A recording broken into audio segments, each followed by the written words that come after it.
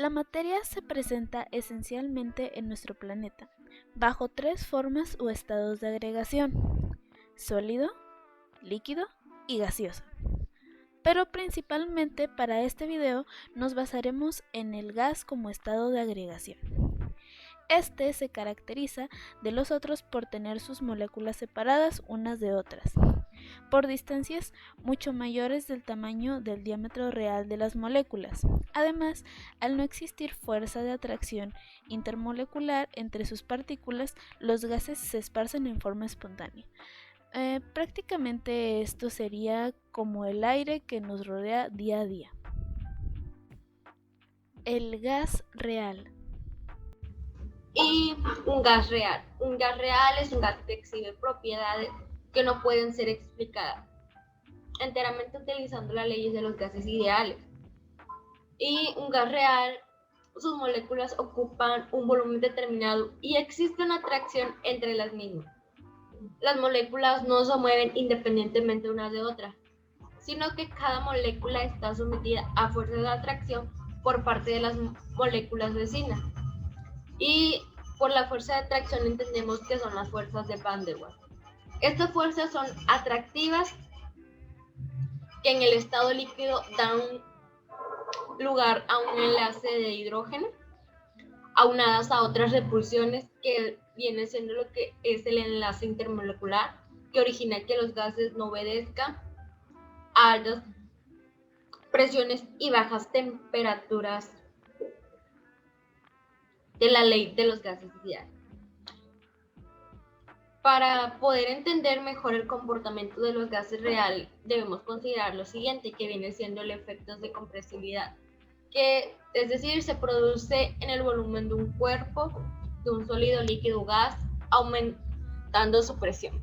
Y la capacidad científica de variables, que es la magnitud física de cantidad de calor que debe suministrar a la unidad, ya sea una masa o una sustancia, para evaluar su temperatura que requiere. Y los efectos termodinámicos del no equilibrio, que es la termodinámica del no equilibrio. Trata con los procesos de transporte y con las tasas de reacción química.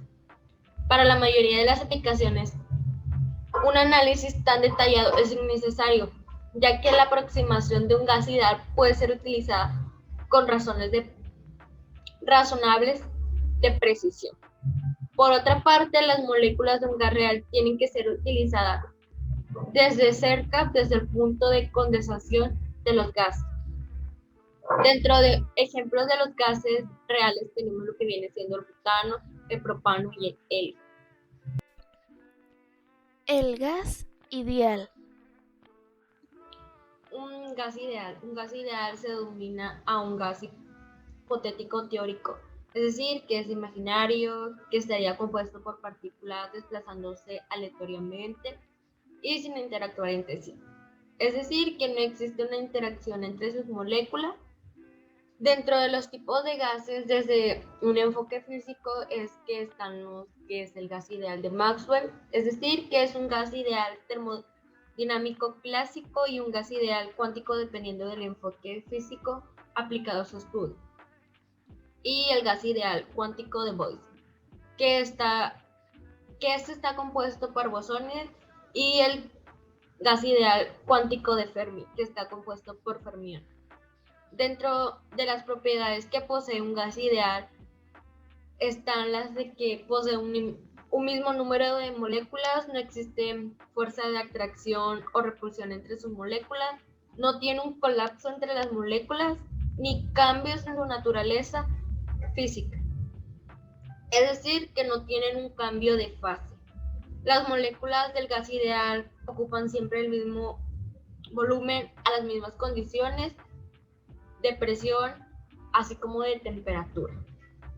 Dentro de las consideraciones que tiene un gas ideal es que los gases se componen por moléculas cuyo tamaño es despreciable comparando con la disloción, y las fuerzas intermoleculares son débiles, es decir, que se debilitan, y excepto cuando están en el momento de la colisión, además de que cumplen con las leyes de los gases.